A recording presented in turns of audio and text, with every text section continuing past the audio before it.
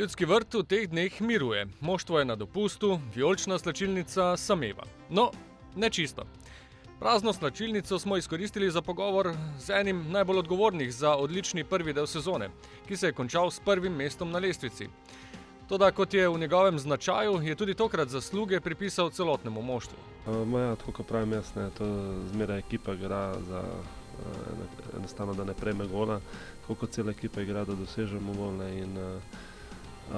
So pač tukaj tudi moje dobre obrambe, ampak mislim, da ko ekipa je v formi, ko ekipa deluje dobro, potem tudi ekipa vrže posameznika ven.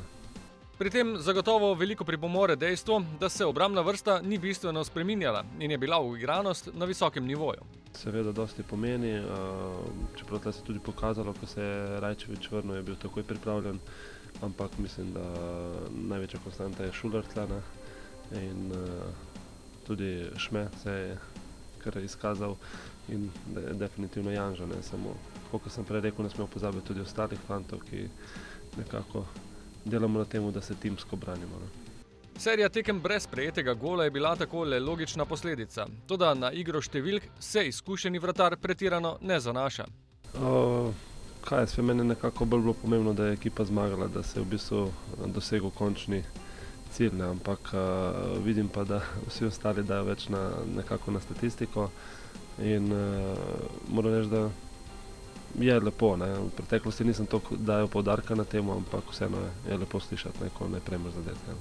Na 11 od 21 tekem Jasmin Handanović žoge ni vzel iz mreže. Statistika v njegovem primeru ne laže. V zadnjih letih je še napredoval. Čeprav se mnogi sprašujejo, kako je to pri njegovih zrelih 38 letih še mogoče. Predvsem z veliko odrekanja in skrbjo za fizično pripravljenost. Nekako težimo temu, da smo iz treninga v trening boljši in s tem tudi s tekmo v tekmo boljši. Jaz nekako zdaj sam pri sebi iščem nekako svoje limite, da vidim, da kje lahko grem, ampak dokler je zdravje, dokler ni poškodb, je to lažje izvedljivo, posebej pa s takim strokovnim vodstvom, kot ga imamo mi.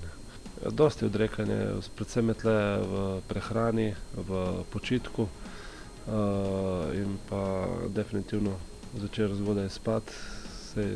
Pri meni je tudi mogoče drugačen ritem kot pri nekomu, ki ni recimo poročen, ki nima otrok, ampak vseeno jaz se moram nekako tudi prilagajati v družini in pa tudi družina se mora zavedati, da je tudi tle dosti odrekanja kot pri otrocih, kot pri ženi in bojo prišli na vrsto, ko bom nehal igrati.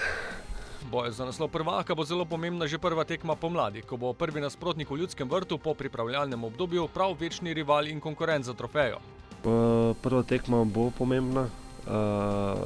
Mi smo si dali nekako dobro izhodišče.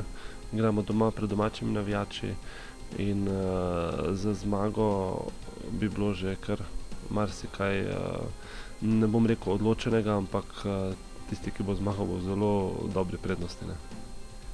In to je tudi eno najboljših vabil za nakup spomladanskih vstopnic. Energija na tribunah se je vrnila in bo v drugem delu sezone pomemben dejavnik. Tako bom rekel, Viole so zmeraj navijale in je res občudovanja vredno.